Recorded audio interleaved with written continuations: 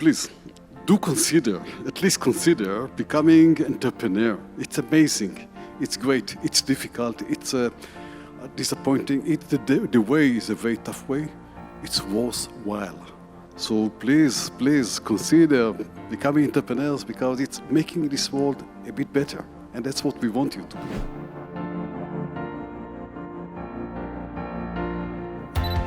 So, all unicorns are born from great innovation, but not all great innovations lead to unicorns. So how can we know as investors with high probability that an innovation will become a unicorn? And I'd maybe like to direct this first question to perhaps Dov, because Dov, you're not only an investor, but you are also an entrepreneur, so you've experienced both ends of the rope. If you could share a few words on what you think. Yeah, okay, I'll try to give you an answer. And by the way, guys, please do consider, at least consider becoming entrepreneur. It's amazing. It's great. It's difficult. It's disappointing. The way is a very tough way. It's worthwhile. So please consider becoming entrepreneurs because it's making this world a bit better. And that's what we want you to be. I'll tell you a short story. I established my company back in practically 1986, when my first company, M Systems. And initially, I had no clue about what's business, really in a way which today would seem so stupid that I wouldn't want to try to describe. But I established the company, and in my mind, I said, hey, if I'm going to reach $1 million revenues, that's going to be very nice. I will make a living. And you understand very fast that $1 million is not getting you to anything because you need to make money, so maybe $10 million should be the way. Fortunately, the government, this guy, supported me. Not a lot, but it was enough to survive, and this was very important, of course. $10 million, you say, okay, we reached $10 million, but hey, it's not a real company. What's a company of $10 million? Let's be $100 million. And then once we passed the $100 million, it was like zero time, and we reached to the $1 billion revenues.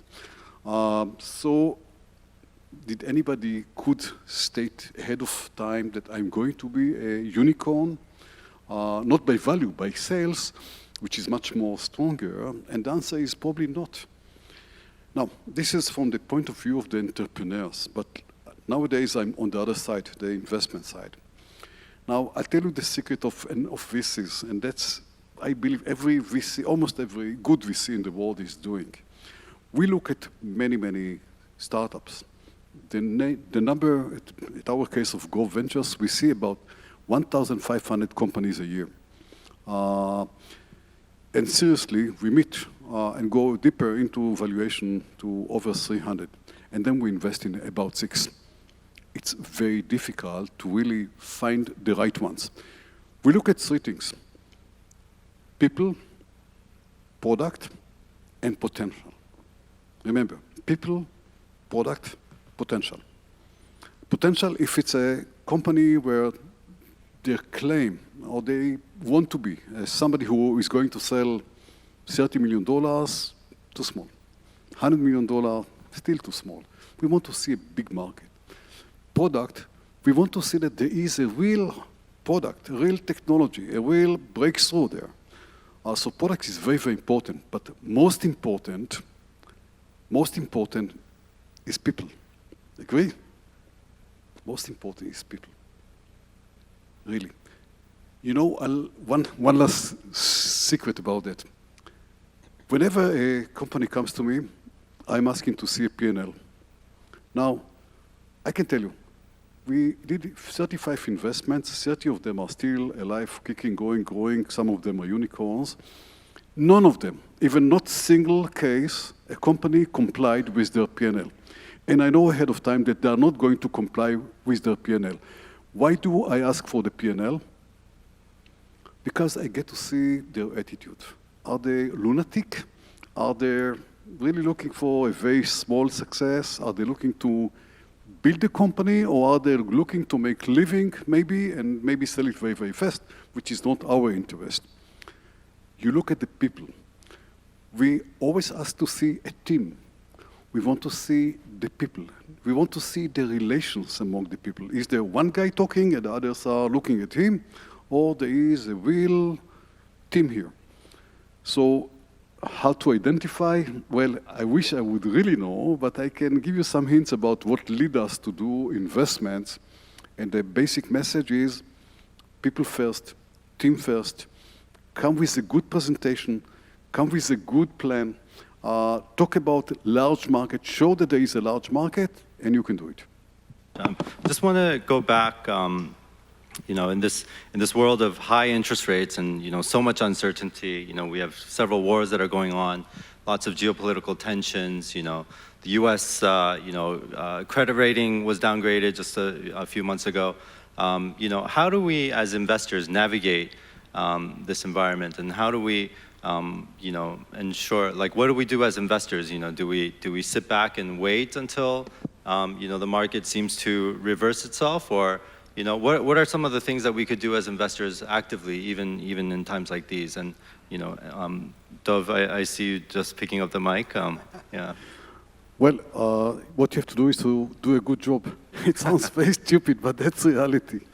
Our first fund, I know that my VP of IR is here, and he doesn't like it, but we are at the first fund at roughly 40% IRR. We are beating 7% interest rate. It's not an issue. We are doing a lot of job, and we are very similar by that on working with the companies very hard. Even at the tough time, it's not easy to raise money for them. Today, at the second, third, or fourth time, we didn't get yet to you. We'll get to you one day. It is much difficult today to raise money because many funds didn't raise money, so the whole chain is problematic. But if you, as a good fund, you work for your companies and you help them to position themselves correctly. You help them to be in touch with the right funds and the right companies and right strategic partners. You can help them to actually do raise money despite the situations. You have to work harder, but working harder, it's part of my life. I never got into a situation that I said, oh, now I don't have to work hard. Things will go like that. So my advice to the investors in the room, if they are, is work harder, work with your companies, do a better job in finding from them, helping them to find their next rounds, and just do very well and be persistent on that. Thank you.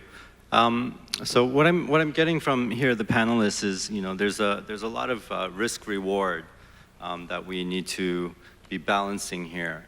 I think one of the ways, perhaps, in this kind of really tough environment, is instead of investing in the individual companies or startups, investing in funds, and thereby mitigating your risk and spreading your risk a little bit, right? How and if you were to take that kind of strategy, how would you know how to choose the right fund? What are some of the things that you would recommend the audience to look at? Hey, that's very, very simple. If you plan to invest in a fund, check the funds. Go and see who are the best ones.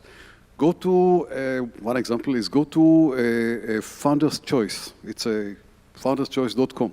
And look there, who are the funds where the founders like? Because if the founders like, they invest, the VCs, I think that this match is very, very good, and it shows that the VCs are doing a good job.